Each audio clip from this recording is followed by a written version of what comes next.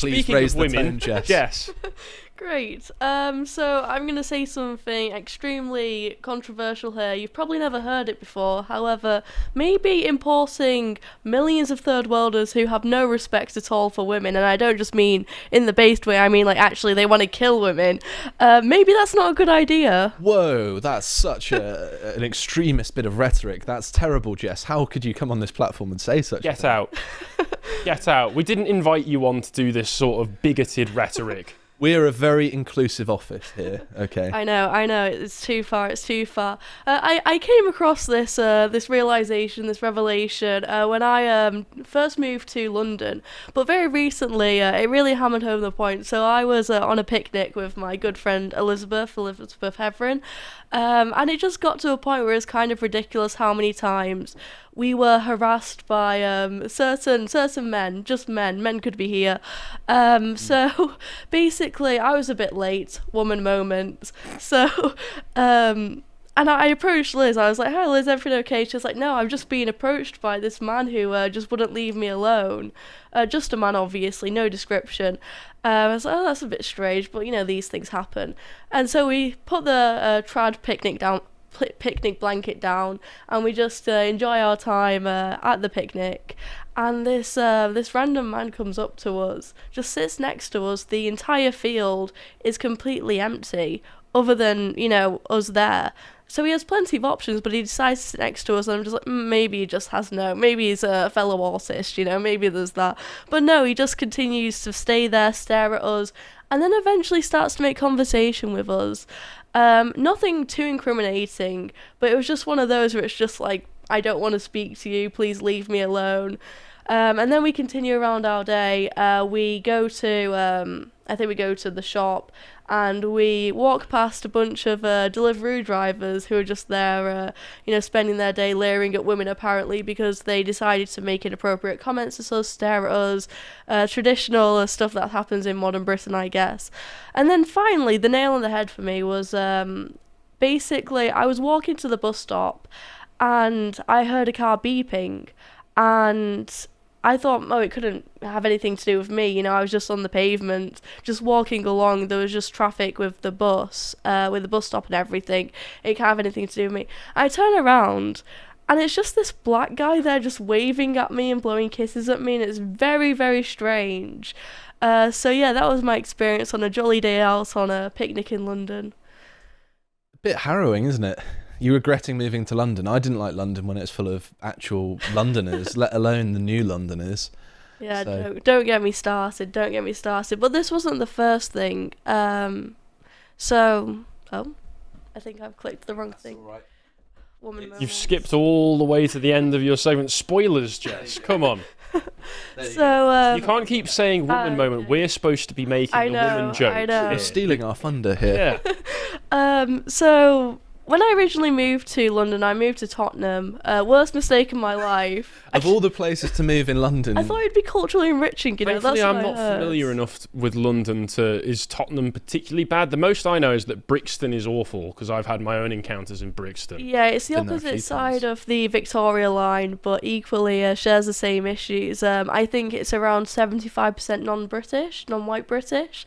Every time I go out, I am the only British person there, except from when the football's on, where you see like a pilgrimage of white British dinos, you know, making their way to the Tottenham Stadium. I remember being in Paddington Station and loads of Millwall fans got off the train and the entire station fell silent. It looked like all of the minorities had just witnessed a KKK rally.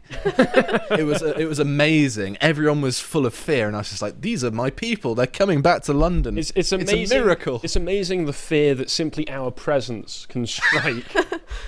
It was wonderful because I saw minority women calling their family members and things like that because they turned up. It's just like, they're just football fans, you freaks. They're Yeah. coming back. Starts crying, back up, we need to go back. I'm pretty sure it's one of the only times I've ever smiled in London, I would say. Oh.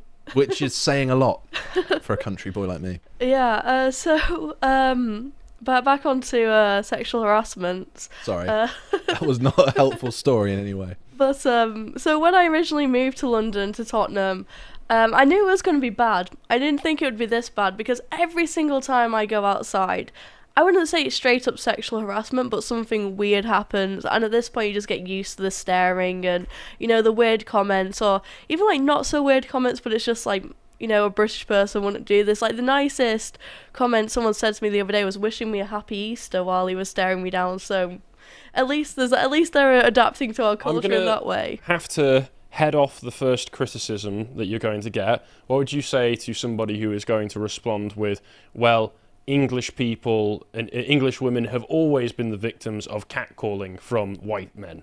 Oh, I'm going to get onto that in a second. Oh, okay. All right.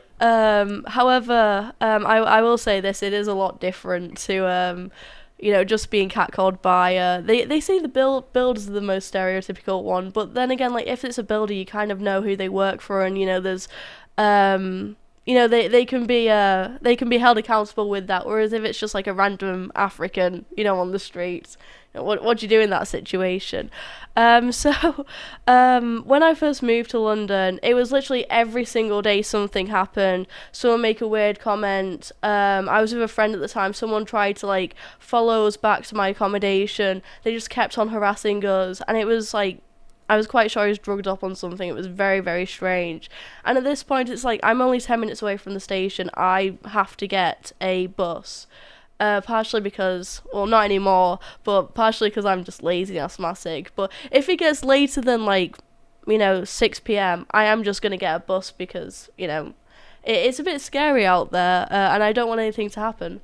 Well, it's getting to the point now where I would advise women in Britain to not go out at certain times without accompaniment by a man, and specifically a man that can defend both himself and you. Certainly in particular parts of the country. Yeah. It's become a sign that the part of the country that you're in is still a particular, has English demographics. If women can be out and about, like jogging and running, where I grew up safely. Where I grew up in South Devon, people are out and about at night walking home alone. You see women walking home at night on their own when it's quite late after they've been on a night out, and they don't think anything of it because it's normal and it's English culture. I didn't even have to think about it growing up, and many of the women I knew didn't either. They would be like, oh, it's fine, I can walk home, that's all right. I don't need you to walk me home. It's almost seemed a bit antiquated and like old time. It's, oh, that's very romantic. You offered to walk me home. How nice. But now it's actually becoming a very necessary thing, which is very unfortunate. And I can't imagine. I mean, it makes me uncomfortable thinking about it. So for a lady like yourself, it must be even worse because you can't really escape it. It is literally everywhere, which brings me on to the next one. I don't know if you've seen I did see the video. I don't know, there just seems to be this epidemic of like Indian men whenever you go to like Hong and they're just there dancing on their own, like viciously trying to make eye contact with you. And it's just no self-awareness, social awareness at all. Again, like literally everywhere you go, the consequences of having a low trust society means that. Oh, sorry. I'm sorry. It literally looked like he was trying to cop a feel then as well. Probably was. Not just like trying to dance close to her. No, he was actively just trying to feel her up on camera. I've seen people beaten up for far less than that, to be honest. Yeah. And who am I to argue?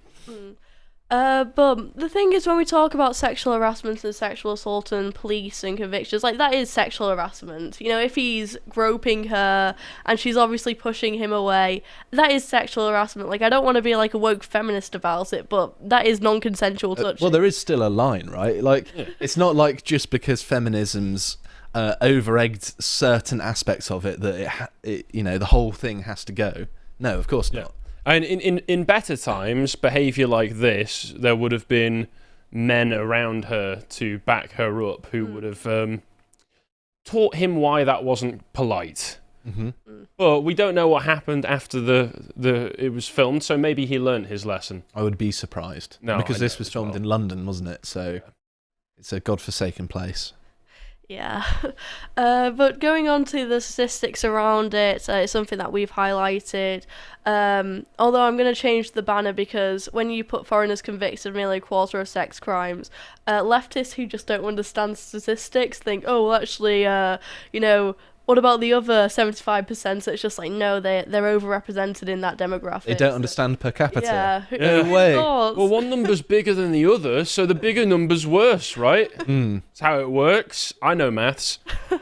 But yeah, foreign nationals are just highly overrepresented when it comes to sex crimes, and maybe it has something to do with the culture. Maybe it has something to do with the fact that, you know, where these people are coming from, they just generally, you know, have no respect or no regard for women, and they are willing to put women through these abhorrent, violent practices and acts.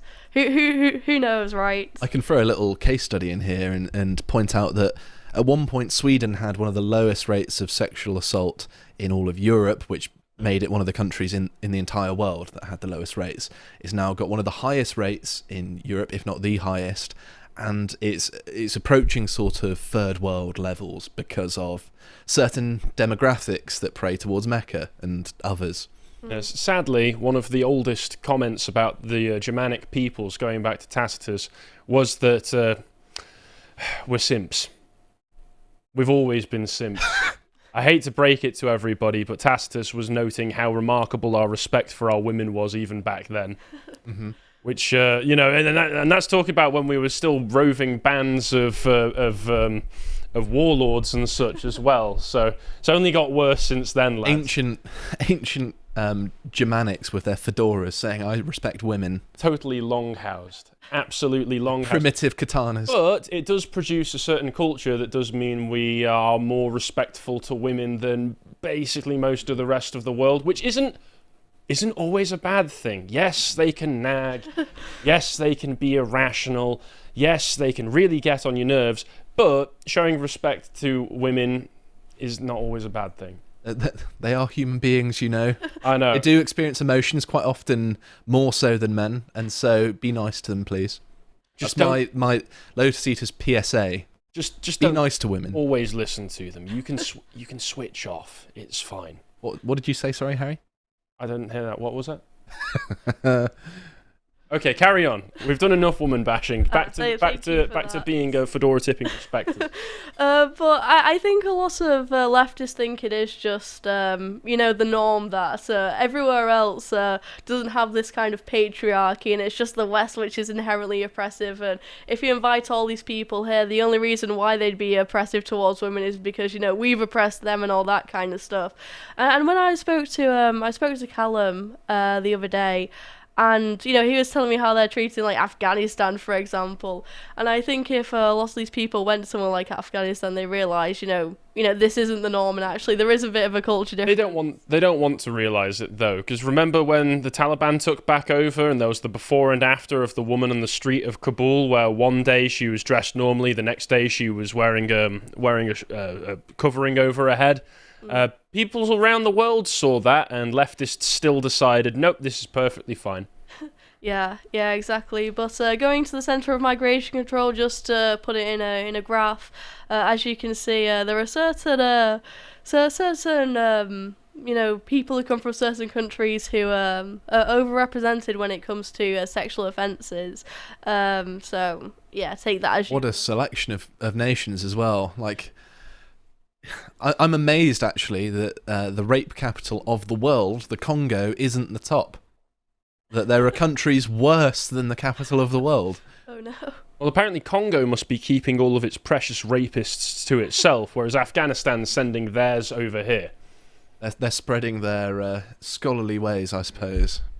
So I just wanted to go over some case studies, some examples of this. Which you'll probably be aware of. Abdul Azidi, the Clapham chemical attacker, he threw acid all over an ex-girlfriend while her 2 children there. That's a classic example, just normal British man. We've also got the Southpaw stacker, which controversially some may say he's just another Welsh choir boy. I would argue that, you know, partially because he's not ethnically English, controversially, maybe that has something to do with the way he's acted and the way, you know, he's gone about his ideology in attacking and murdering multiple young girls. Controversial opinion. And then we also have Sabrina Nessa. This was during the... I forgot the woman who was murdered at the same time. Sarah Everard. who was murdered by police, and everyone was like, why is no one talking about Sabrina Nessa? Is it because she's a woman of colour? Those same people became very, very quiet when they realised the person who killed Sabrina Nessa, I think he was Albanian, if I'm not mistaken. Kochi Selamaj. That looks very Albanian, yeah. Yeah, they've soon forgotten about her once that was released. Funny how that happens, isn't it? And then another instance, depraved man who raped a woman in front of other passengers on London Underground jailed. I think this was in broad daylight, just normal violence against women on the tube, apparently. And I don't feel like people talk about this enough, but this was the case of Emily Jones. Oh, this one was really horrible, wasn't it? This was near me, so I'm from Bolton, and she was killed in Queen's Park, which is weird because that's where me and my friends used to go and, just hang out and go to the park and, and it's just sad to see, somewhere from your childhood, somewhere from your, youth be looked at like that and be marked like that and, just be so close to it. And again, like, the fact that Emily Jones's name isn't as known as, George Floyd, for example, even in the UK. I reckon if you go around the whole of London, what percent will know her name? None, I would reckon. It's a massive injustice, isn't it, that people remember a fentanyl addict and career criminal over a young girl that had her throat slit by a migrant. Who then got cleared of murder. Yeah. Oh. Because he was insane, because that makes... Is it a woman, yeah? Oh, sorry, because she was it insane. an Albanian woman? Yeah, Albanian woman. She was mentally unwell. So not only are they traffickers and drug dealers, but they're murderers as well. What a wonderful nation that is. I was doing work experience at the time for an MP in the area, and one of the cases that he was discussing was the fact that her parents, her family, I think they felt uncomfortable because the killer's family were able to go around, and obviously they were claiming some kind of benefits as well. And so the thought of their family, bumping into the killer's family, it was traumatic, and we have to fund that. And it's just another tragedy, really. Bought them all. Yeah. Manchester attack. Again, this is close to home, I think for you as well, Harry, right? I had a friend there. Yeah, my cousin was there, and afterwards they offered therapy sessions at school. I was a part of the youth council at the time, and one of the girls who came forward, she developed PTSD from being a part of this attack, and every time you go outside of Victoria Station, you see the bunch of flowers there and the vigil. My friend also suffered PTSD from it and went through therapy to deal with that. Also, one of my friends from university at the time, later my flatmate, was working at the Manchester Arena and just happened to not be in that day, which is incredibly lucky because obviously the bomb went off in the in the stands, not in the stands, in the stalls outside where there's all of the little shops and such where you can get things, and that was where he was working. So if he'd just happened to be working that day, he could have got caught in the blast for all I know. Yeah, see, this is the thing. I mean, I was in Manchester the day after, and it was surreal because the whole city felt like it had been locked down. I get out of Manchester Piccadilly Station, there are armed police officers, very heavily armed with assault rifles and other kinds of guns. I'd never seen anything like it in my life. Yeah, we're told to not look back in anger. Yeah. And actually, part of... I almost feel a bit guilty mentioning some of these victims and relating it to immigration because the parents have explicitly said sometimes don't, but then you have to realise the government's probably, nudging them to put out a certain message. And at the end of the day, if we want to stop more examples like this, the only way is to talk about the issue, quite frankly. And then the next thing, obviously, the biggest letdown, the grooming gangs, example of Charlene Downs, who was killed and disposed of at a kebab shop. The grooming gangs were obviously the biggest issue in Britain. It's the biggest shame of Britain recently, or at least in the God knows how long. And the fact that this isn't given the justice it's deserved. I was speaking to a father of a grooming gang victim yesterday, and he's still waiting for his daughter to receive proper therapy for that. She's been on a waiting list for years. There are no services there. There are for other kinds of sexual abuse. Like, everyone knows domestic violence is wrong, for example, and even though it could be improved, there are at least some services there. But for this, which, thousands of girls have been raped, groomed for years, and there's no support system there, is astonishing. So it's one of those things that whereby they've not only been failed in the sense that the perpetrators haven't been brought to justice, and there's been nothing even close to justice, but also they've been treated so poorly by all of the institutions that are meant to help them. So it's like a doubly awful thing almost. Yeah, and it's always important to point out that while Islam is a huge problem in this country, this is not purely related to Islam. This is inter-ethnic competition, well, it was and Pakistani violence going on. grooming gang thing, wasn't it? Yes, but some people like to relate it purely to Islamism, whereas this is just a problem of mass migration of violent foreign elements in general, outside of religious consideration. The father who I was speaking to yesterday, who's very active around the grooming gang situation because his daughter's affected by it, so obviously, he wants to be an advocate for victims. He was saying how it's also Bengalis and Albanians who are also getting involved in the trafficking and the grooming of young girls now. So calling it Pakistani is even inaccurate at this point. So yeah, I suppose Bengal, obviously not too far away from Pakistan, part of the British Raj, and Albanians are apparently remiss to find a crime going on that they're not a part of. Yeah.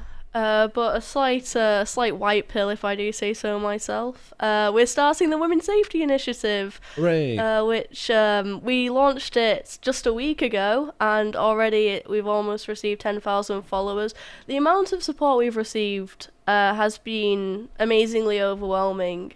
I thought it would do well because obviously it's such a big issue, but I didn't think it would do that well, and the amount of women who have come forward to share their stories, to offer help and support with this, it has been incredible, and I think we can actually make a difference to this, because I'm just fed up of just talking about these issues. It's like raising awareness only goes so far. It's like, what am I actually doing for grooming gang victims, when we could actually be making a change? So that's a part of what I want to do. And you look at the left, and for all their faults, I think something that they do well is activism. Look at how much BLM raised, might have gone to luxury mansions, but the fact that they have that sense of community and fundraising, I think we should replicate. So I've set up the Women's Safety Initiative to talk about these issues. I have a great group of girls here. I won't show the video because it's cringe to show yourself. But there's us next to the suffragette statue. They're all relatively known in politics. There's Amy from Bombshells, Eloise from Vox Populi, me, Liz, who's well known all around. She's Liz. She's Liz. Yeah. We love her. And Sazka, who makes Instagram videos. I think there is. Don't comment on your own picture. I think there's a certain beauty to this picture, which is in the background there is one lone new British person lurking, which we got in perfect. Trouble actually when we were taking pictures and filming this. Basically, we received so much support from older women coming up to us, and I was really worried they'd be the ones who would have a go at us. No, they were good job, girls. Labour are doing a terrible job.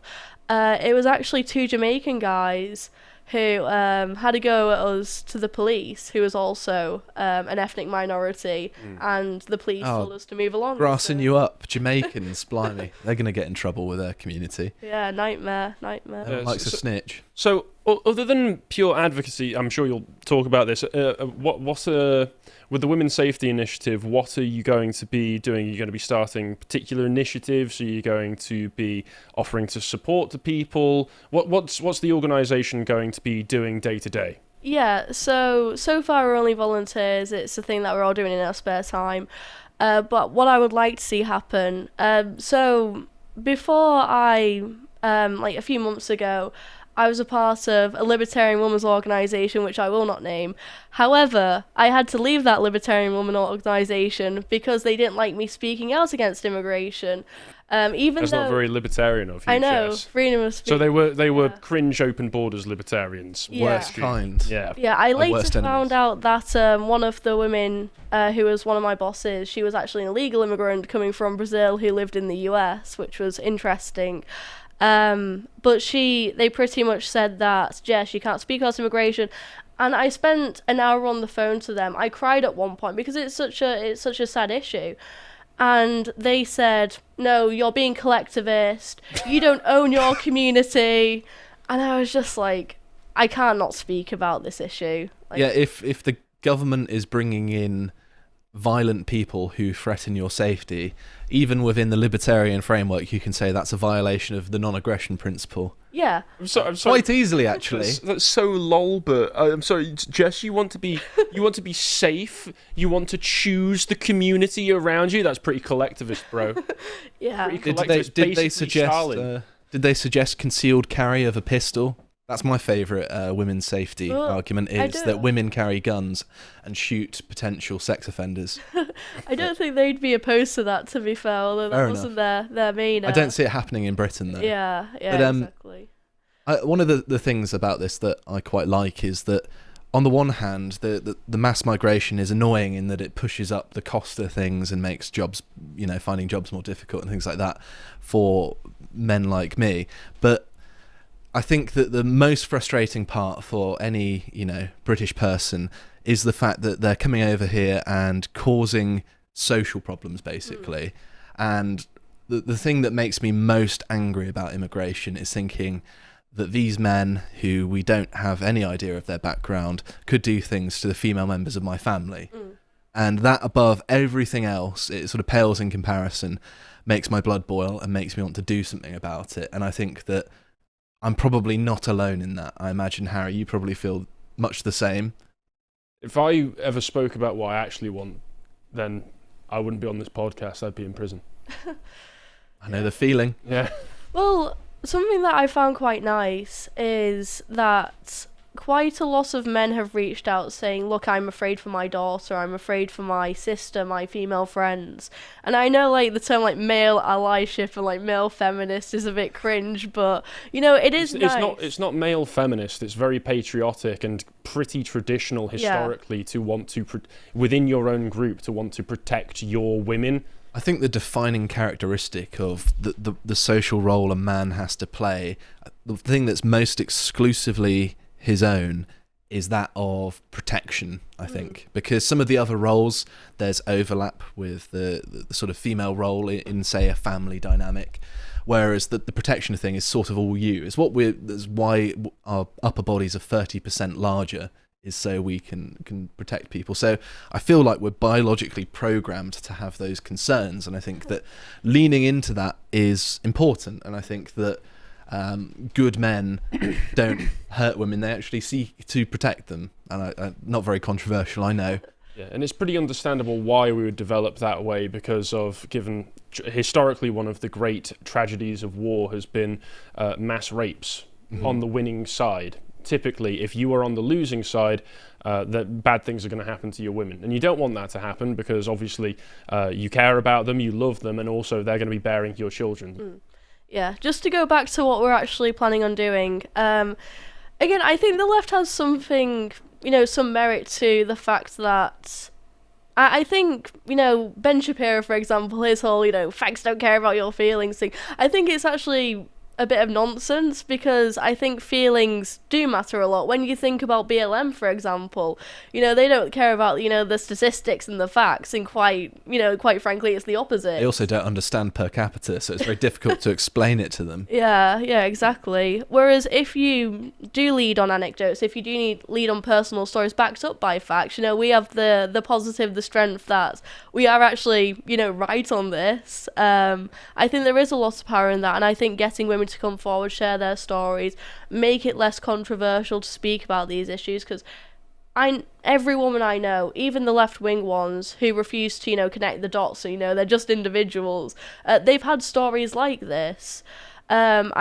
I have friends who have grown up around those areas of Manchester, and their friends have been raped and groomed, but they're more left-wing, and they don't connect the dots even, and I think that's really awful, that, you know, they have this blindness that they can't see, you know, what's actually causing this issue. And I think, you know, empowering them to speak about this and saying it's okay to recognise, you know, what's going on here, I think there's power in that. But also on another level as well, and again, it depends how much capacity we have, but as I've been speaking to grooming gang survivors and, you know, people who are related to grooming gang survivors and people involved in that area, like I said, there isn't much support there. There is no, you know, professional training, professional counselling. There are no resources around that. There are no, you know, prevention advertisements showing, you know, girls the early signs of grooming, showing parents what to do. It's a completely underdeveloped and under-researched issue. So I think, you know, providing potentially therapy sessions for young girls who are in that situation, I think there is some support for the parents, and hopefully empowering, you know, charities like that and like the Maggie Oliver Foundation, for example. I think there's a lot of good in that. So that's another part of our goal. We have a lot of ideas. I'm quite looking forward to it, but that's what's to come in the future. Like I said, this has received a lot of support, but there has been some backlash. So this guy, he's one of the guys in Harry Potter, who's jumped on the anti-JK Rowling bandwagon. He's like the older guy who, I don't know his exact name, the older guy who's like in Gryffindor and he's on the Quidditch team. Oh, I know the one that you're on about, the Scottish one from the first two. Yeah, I think that's him. And I wrote a post saying, you know, now we've sort of dealt with the trans issue, can we finally move on to immigration, please? Because I'd personally say that's a bigger issue. Both are important. Wait a moment. I've just realised something. Wait, let me just double check. No, it's not down. You forgot to add the Giga Chad. Yeah. Maybe next time. But this wasn't a supportive post. Oh my god. I just think it's... For the purposes of YouTube, that was a joke. That was a joke. I just think it's kind of ridiculous how these people, they can't honestly address the arguments. They can't honestly address women coming forward with these experiences. The believe all women, you know, type of crowd.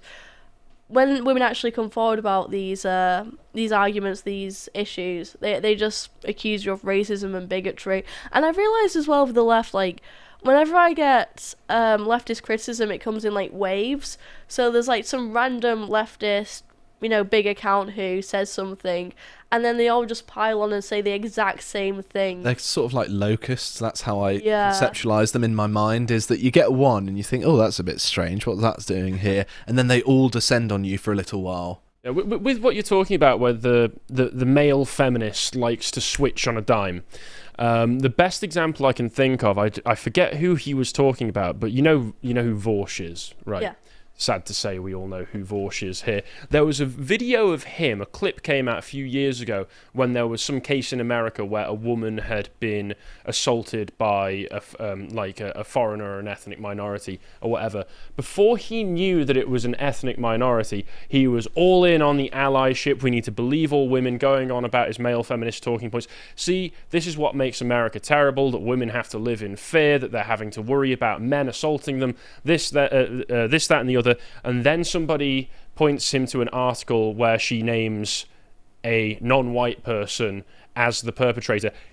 Immediately, without missing a beat, he switches to, she's being racist, this is obviously playing into racist tropes, I can't believe she would say this, why would we even listen to a woman like this anyway? It was amazing how evil it was to watch him dishonestly switch in a moment's notice. Yeah, absolutely. Well, speaking of dishonest leftists, so I will spare you the cringe of playing the clip, but I was against this left-wing guy on GB News, and again, like, I feel like we've won the immigration arguments already. I don't know, maybe that's just naive of me, but I was really taken aback by his arguments, because he was like, oh yeah, you might get harassed by, you know, immigrants, but at the same time, we have some good footballers. Like, he unironically said that. It's like, so there's an acceptable amount of sexual harassment if they're good at football. Yeah. And Great depending on how argument, mate. tasty their food is. The amazing thing is, the English team has no point being called England if it's not full of English people. Because the whole point on that was like, oh, the nationalities, they get their best footballers together and see which nationality is best.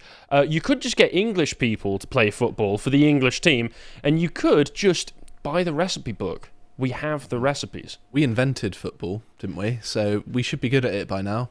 Also, there's no pride in saying our team of Africans beat your team of Africans. I mean, it's like when we play France, and then you play the Italians, they're all actually Italian, and they still win. We're throwing that one in there. But yeah, it was very eye-opening to see someone just like have no sense of reality. Well, the fact that he was able to excuse it because there are parts of it that benefit him and he doesn't have to live with the consequences. And he said there's nothing you can do to change it, he told me. He's like, whether you like it or not, I think he said it. It's like, yeah, because it's been forced on us. Sorry, That's what I'll be saying when the deportation flights go ahead, is whether you like it or not, you're going to have to deal with it. Sorry, so his argument was, I literally, I don't care if people get raped, I don't care if people get murdered, I need the yummy food, I need to watch my sports ball. Please crop that out of context. Is that it?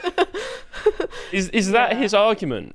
It's a bold move to go on television and deny the severity of sexual assault in favour of sports. But okay. This clip's going on YouTube, so I will refrain from further comment. Well, at the end of it, I was just like, I said to the audience, I was like, you can see what he's advocating for. You know he's like deluded. You know, you make up your mind what future of Britain you want. And the thing is with these leftists, to quote a famous indie filmmaker and philosopher, you do kind of have to just step over them. You can't acknowledge them. You just need to go beyond that, and just face the facts and show the audience, show the British people what's actually true. I don't think there's any point debating with these people, quite frankly, at this point. But I will give some credit to ourselves. Unlike most, I won't call ourselves feminist, women's organisations, women's movements, we actually don't hate men.